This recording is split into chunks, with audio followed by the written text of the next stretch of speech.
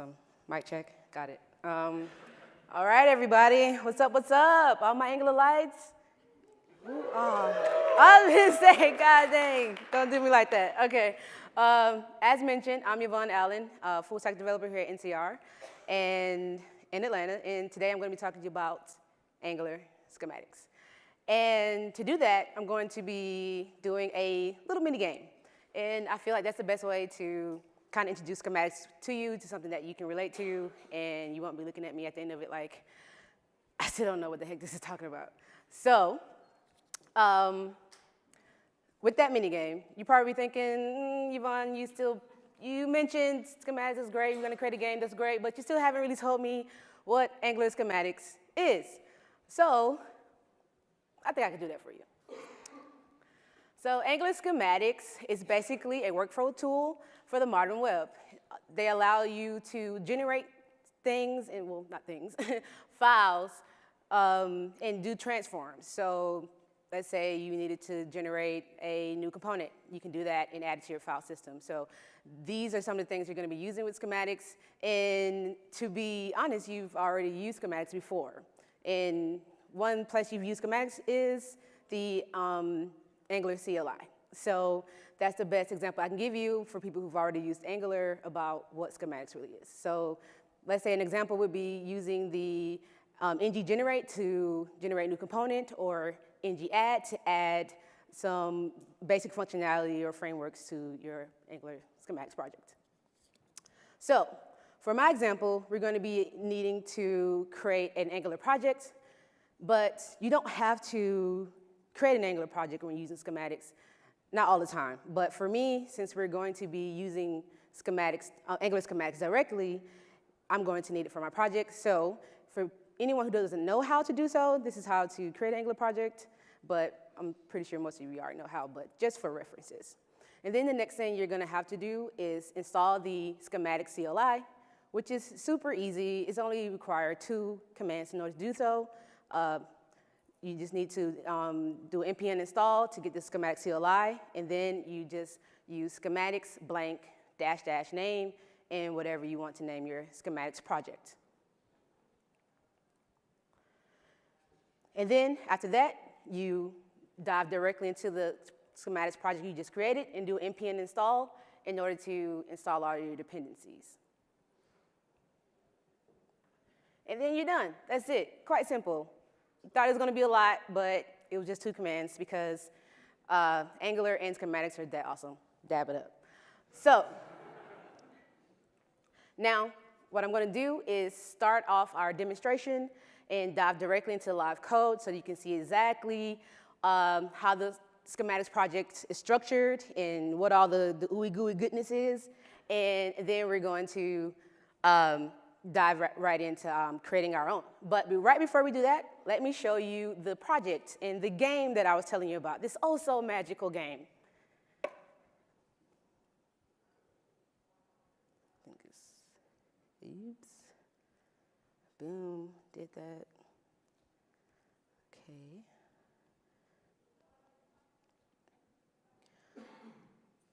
All right, so here we have the Angular project that I created for us to play around with, and it's called Demo.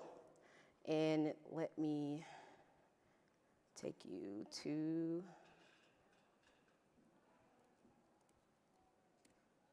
awesome. So here's the game. It's a play off the Dark Knight Rises game, and so here you have a villain. Villain is named Bane. For those of you who've seen the movie, if you haven't, there's a villain named Bane. He's very bad. So as it stands, our game is quite simple. You know, there's just a dot. He's supposed to be a Batman. Just think of that dot. He has a gun and some knives, and he's ready to destroy things. But we can't let that happen.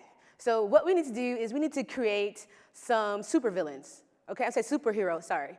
And but right now, it's going to require a lot of work. It's going to require a lot of steps to do that. And so what we're going to do is minimize those steps using Angular schematics by letting schematics do all the work for us. Okay? So let's get into it.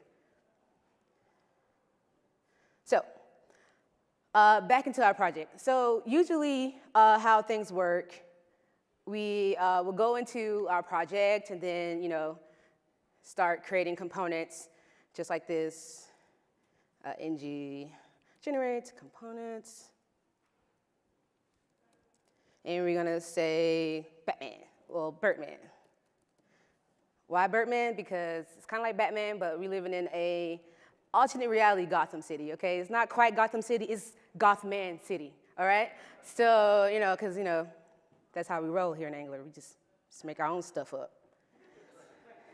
All right, so look at that. Oh my God, look at that. That was Angular Schematics right there, y'all. Crack it up for Angular Schematics.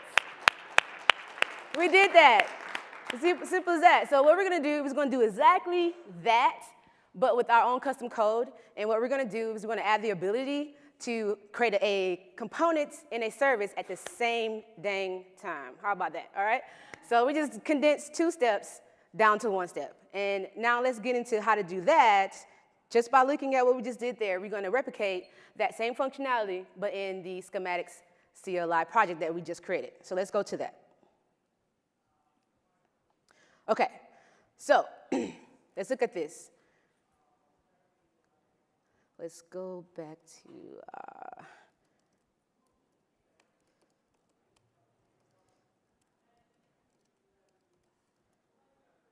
all right, so at the base, we created a Gothman City project using our schematics blank dash dash name, Gothman City, okay? And then after that, we went into it and we did npm install. We're assuming that's what we did, right? So for the sake of time. So we have this standard project structure. So what is this exactly? What do you see here? Let's do a rundown of the project structure here. So what you see is what looks like a basic node project, right? So you have your index, you have your node modules, you have your package.json, right? All those things you're used to seeing with your Angular project.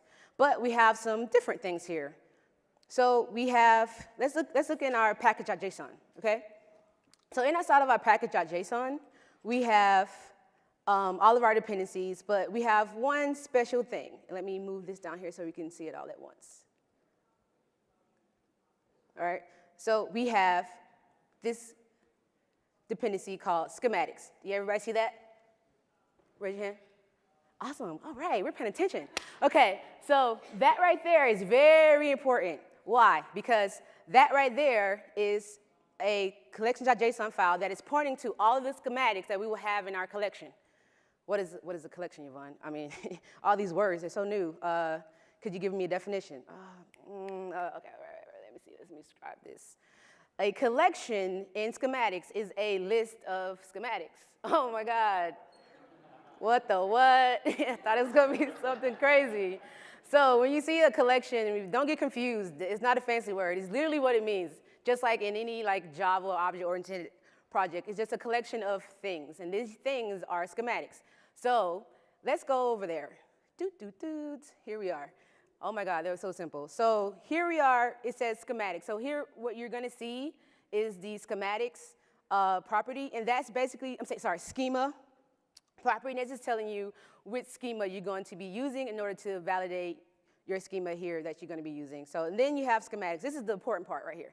Schematics is a object that lists all your schematics. So you're gonna be listing all of your schematics inside of this schematics object. And so as you can see, we only have one. And this is by default. So when you first create a schematics project with the schematic CLI, it will create a schematic by the same name that you call your package or your collection. So just to get you up and running and to get some things pre-configured for you. You can add another one, change it. It doesn't matter. You're not stuck to that, but this is just given to you by default. So good thing it does is it allows you to see how you need to set up and configure the rest of your schematics. So the next thing you're gonna see is a description. So basically it just says, what's the general purpose of this schematic. So if someone just wants to go to your collection.json or pulls it in, it can just right off the bat understand what this schematic is all about. And then the next thing here is called your factory. So the factory is for your rules factory. Oh no, Yvonne, you just said another word. I don't know what this word is. What is rule factory, Yvonne? Give me a second. I got you. I'm not gonna leave you hanging. So let's move this a little bit over here. Boom. All right. So our rules factory. Let me make it bigger. Is that big enough? Oh my God. How's that? Is that good? Yes? Okay. So here's your rules factory. Let's go all the way down, pay that other stuff no attention.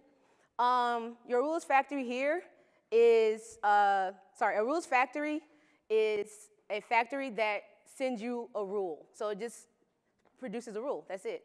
What is a rule? Okay, got rule, now a rule factor. All right. So what is a rule?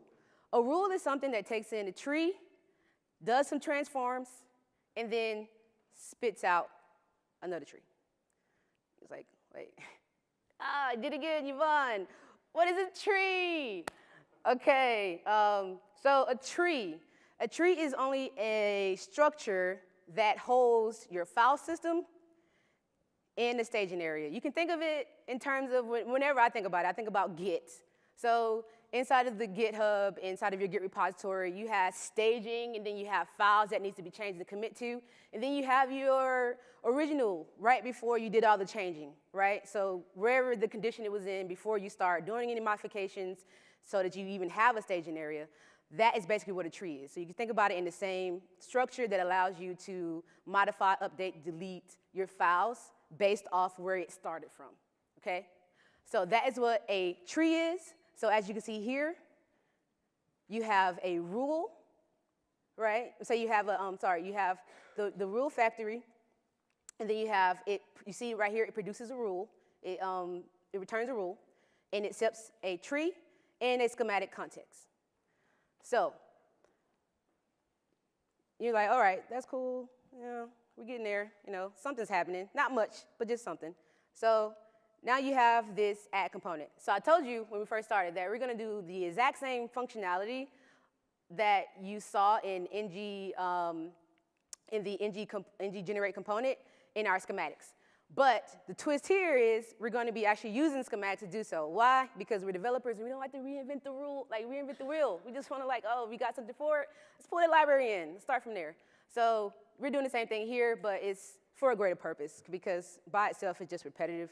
But if you are, we're compounding on top of it. So you have add component right here, and then we have a chain. So chain is another rule. So this rule allows you to do compounded actions.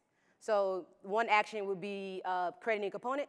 Another action would be creating a service. So those are what actions are, and those allow you to chain it together so that you can do them like back to back to back.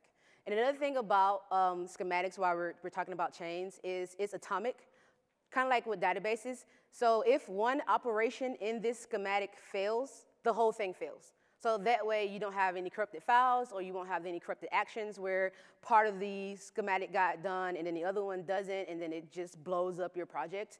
If one piece changes, the whole thing fails. I'm saying if one piece fails, the whole thing fails. So that's a good thing. It helps eliminate side effects. So again, we have this, what we call here, this method is called external schematic. So again, this is another rule that allows you to use an external schematic that's outside of your project, and you specify which schematic you're using, this is the schematic. So this is the schematic you're using, and then you pass in options. So what are options? So the options come from your command line. And these are the command line options you're allowed to specify when you're using the schematic. And it also has things like path, app root, and things like that that you need in order to complete the action for the schematic.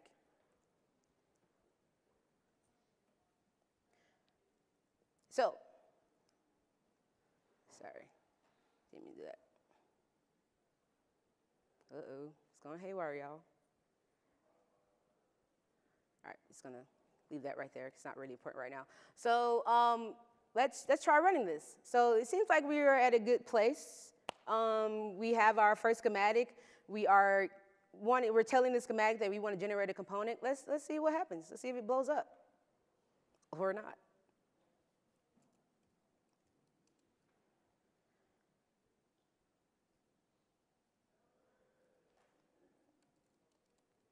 So every time you make a change, or just in general, there's another command that allows you to have this done for you. But anytime you make a change or you're about to do something with your schematic, make sure you do npm run build first. This is what we're going to do to make sure your project doesn't have any errors, because if it does, you won't be able to run it in the Angular project because it won't have properly reproduced. And then next thing you do is very important that you do this on your local, is npm link. So this right here creates a link that will be pushed out to the global module, node modules package project file system. You know what, the word I'm trying to use here. And and then so that you can use it anywhere inside of another project, inside of another npm project, like Angular schematics. I'm saying like the Angular CL project that we're about to use it with. So we just created it. It just did, just told us, hey, look, we just created a new symlink. Yay, that's fun. So now let's go to our Angular project and let's see if it works. So right now, we're missing one important piece, but I'm gonna get into that right after this. So let's see right now if it works. Let's make sure.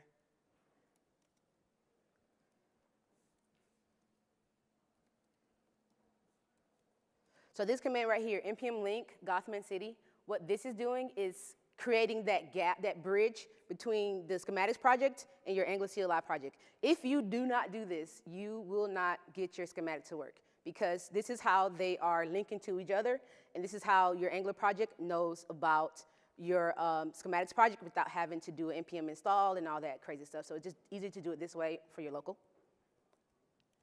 If I spell city right. And there you see the link was created in between those two projects. So now let's try to do, let's try to create a new component this way.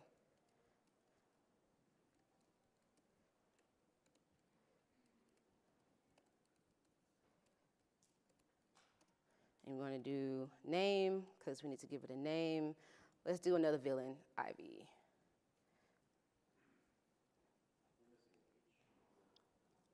Oh, thank you. Fantastic.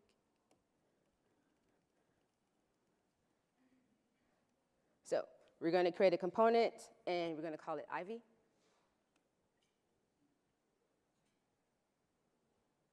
Give it a moment.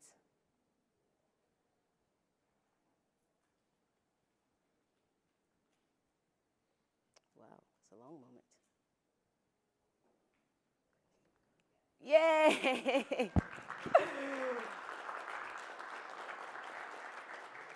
No, like real talk, I was scared for a moment. I don't know how many of y'all was like heart was beating, like, oh my God, is it gonna fail on her? Is it really live? It's live, it's live, come on now.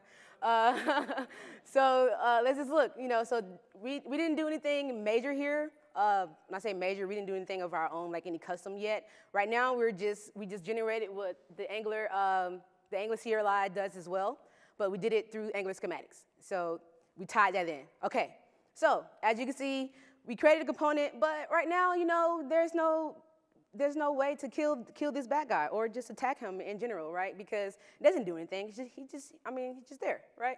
So let's hop over really quickly before we go back to the schematics.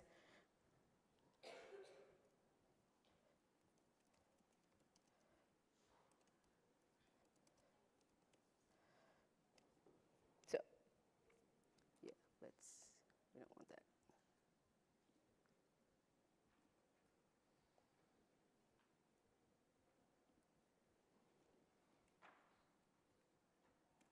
So we're gonna go back to our base, because that was just for our test, just to let y'all see how that works. So now we're gonna go back to our schematics project. All right, so we have, we created a component, we created a schematic that allows us to, we don't need that one or this one. That allows us to create a component in our Angular projects. So let's do a little bit more with it because we need to really create our game here. Okay, so let's go back to the index.ts. And the next thing we're gonna do is we need to add some, you saw that we had like the option name, right? But let's say you have someone, they don't really know how to use your Angular schematic, say use your schematic, right? So you wanna have validation added. So to add validation, you're gonna need two new files, schema.json and schema.ts. So let's add that for us.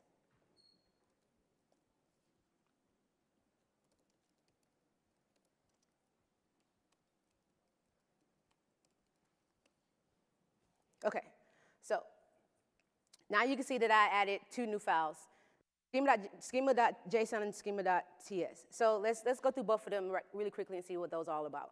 So schema.js is how you validate your options. So these are going to be the options that you are going to be allowed to use for your schematic. And so one important thing here, let's go from the top, schema. So here you're just saying which schema you're going to want to validate against for this particular schema, which is we're just going to use the schema.json, which is the schema that we're going to use, and then you need to give your schema an ID. So it could be usually you can generate this on your own Gotham City option schema is what I named it, but it just needs to be something that will help you identify like what the schema is, and then give it a title, same thing with spaces, and then it'll have a type. So type is going to be object here. And then here's the meat of this particular JSON, the properties. So all these properties here are the properties that you're going to either you're going to need to pass to a schematic, or that you are allowing for your command line options, and those are also going to be passed. And so right here, one important thing is if you're using an Angular schematic, schema, like we're doing with component and service, you're going to need to mirror all of those options that they allow onto your schema here. Why?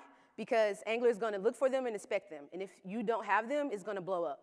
So first of all, you need to, what I did here is I specify all of the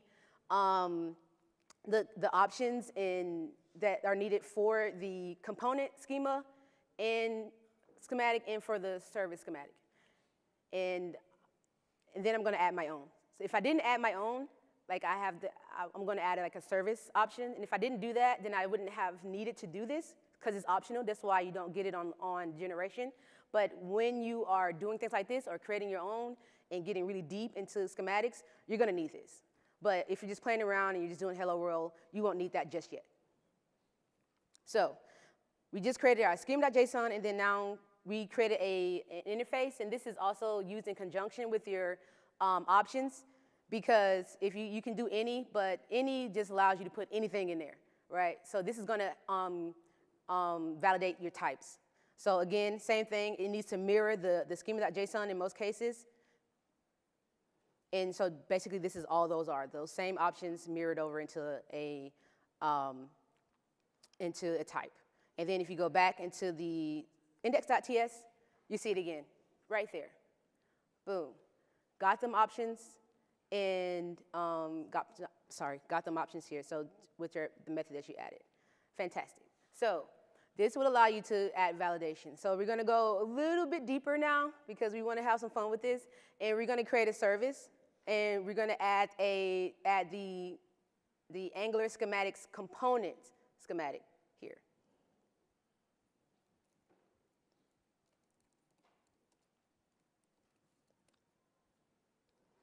All right, so it got a little bit more complicated. I just added another type here because what I wanted to do was differentiate between when I'm sending to the service and when I'm sending to the component schematic, and I just wanted it to not be named service. So as you can see here, what I mean by that, it's like, what are you talking about? I added a new option here called service, and that is basically going to allow me to have an option on my command line for the schematics called service, and just to specify the service that I want to add, the name of the service. And I'm going to give it an alias. So you see right here it says alias.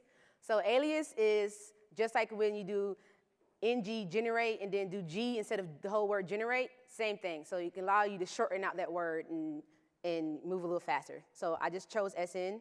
And then you have down here required. So I'm just requiring that the name option be required so that you can even have a component in the service.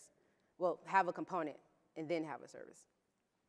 So now that we added that, got to do npm run build again. Yay, it didn't blow up. All right. And let's go back over to our Angular CLI project and create the service in the component this time. Let's go back to, actually, I do want to go back to.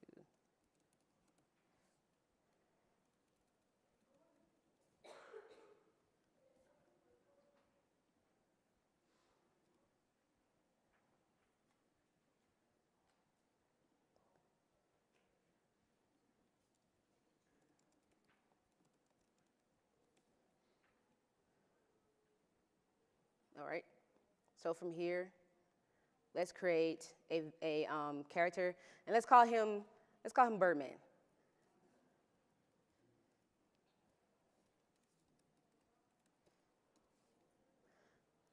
And let's also add our service. Let's call it fight.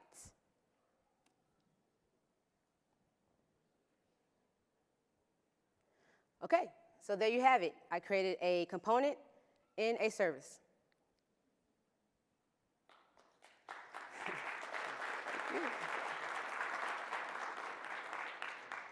So in 2 steps, I created a component in a service, no problem. But still, if you go over here, it's not doing anything. What's up with that? Like, our game is awesome, kinda. Like, it doesn't do anything if we don't fight it. So let's give it, and let's finish this off by adding some internals to our schematic. Just give it some things like a name and like another property called health when we create the schematic, and maybe let's add a service to it. Let's do that. So let's go back.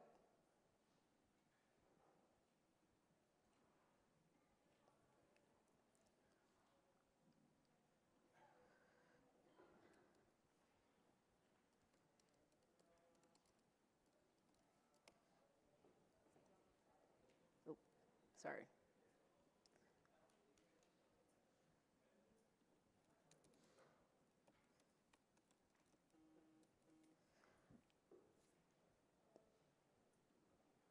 Awesome.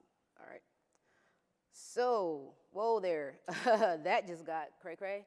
I hope I don't pull you guys off schematics, but this is what it looks like when you are getting a little bit deeper into your schematics. And this is a little bit more complicated. So for people who want to get a little bit deeper into schematics when they first get in there, this will be for you. If you don't want to, you can go to my base branches. But so let's explain this very, very briefly. So we already know about this one. This one's just our options that we validate data against for service. This is our method to add a service, and this is our method to add a component. But what I did here was add the ability to add 2 things. Well, add the service. This is where we add the service down here. So we just add the service import. So once we generate the service, we do a import to add it. And then down here is where where it says property text. This is where I add the 2 properties, health, and I give it a default of 10, and then name, which is whatever the component name was. So we're using the options that we got from our command line, using them directly into our component creation. And then we are taking that update and overriding the one that we generated when we did the component command initially. And then actually that was it. So that is done right here where it says add properties. So that's when we use our chain. So when I was telling you about the chain allows you to do one action after another, that's an example of it right here. So let's do that. Let's play around with that.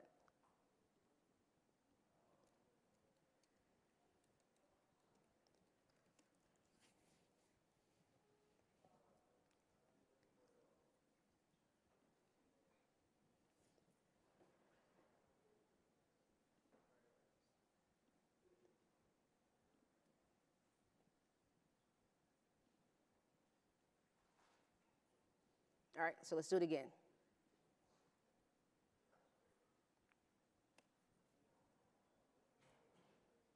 All right, so let's see what happens.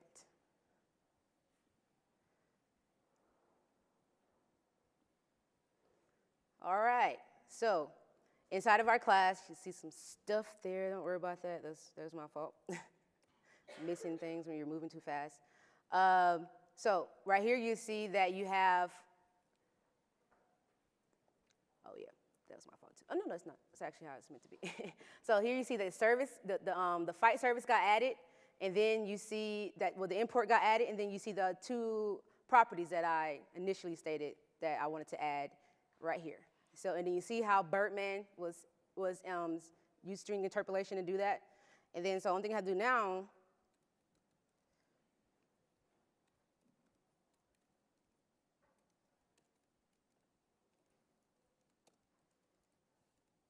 is add your fight service.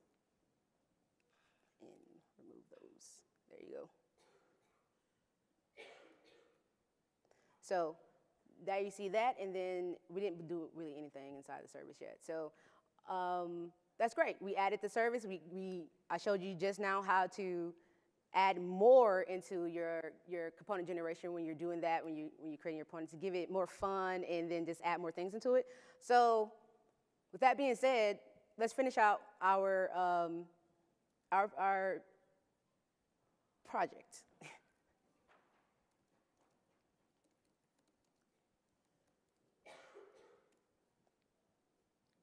Oh yeah, sorry.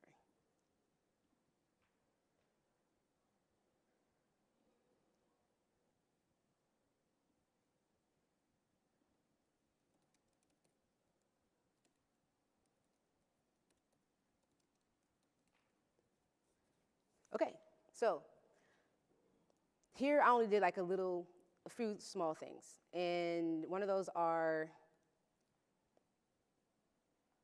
okay, sorry.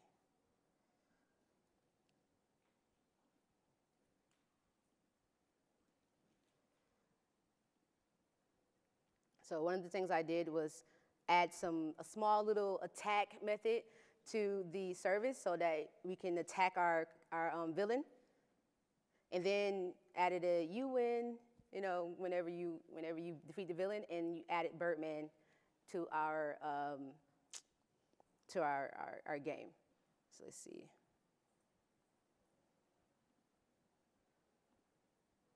All right, that's good.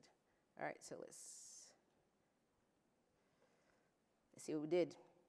All right, so we added Birdman, then we added Bane. So now you have a villain and you have a superhero. Let's defeat that man. Boom, I attacked him. I don't have good graphics, but it's all right. Boom, I attacked him again.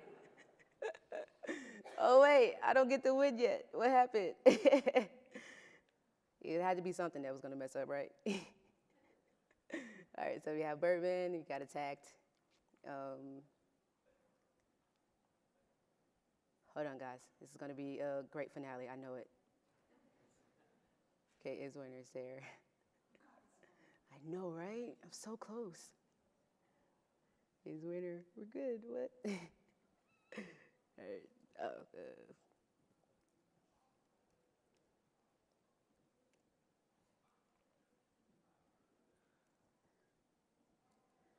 I need to win, guys. Hold on. It's only gonna take a minute. Birdman. Oh wait, I know I did. No, I didn't do. No, wait, sir. Fight service. It just worked. Yeah.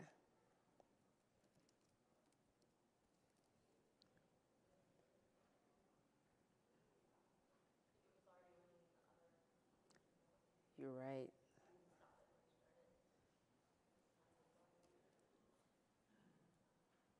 Give this a moment. Oh no. Okay. Yep.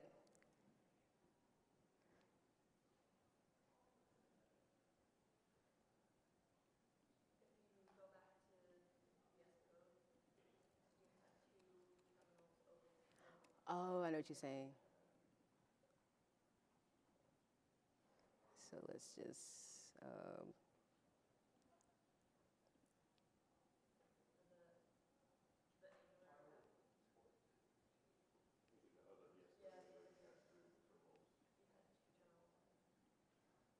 Here? Oh. Yeah. Awesome.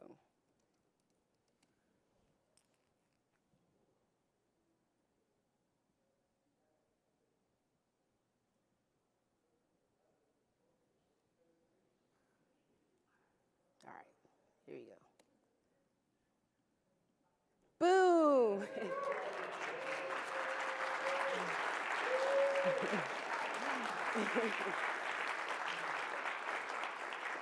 Thank y'all for y'all help. Oh my God. So you know what I love?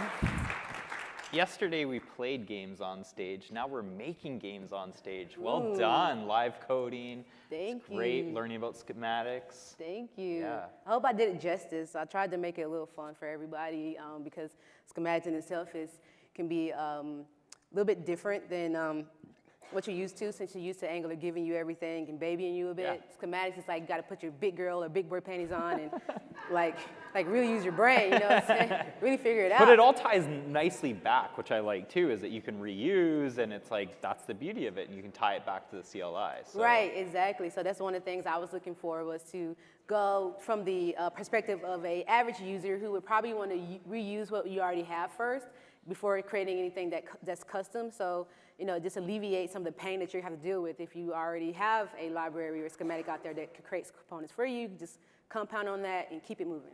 Awesome. So, you love snowboarding. I love snowboarding.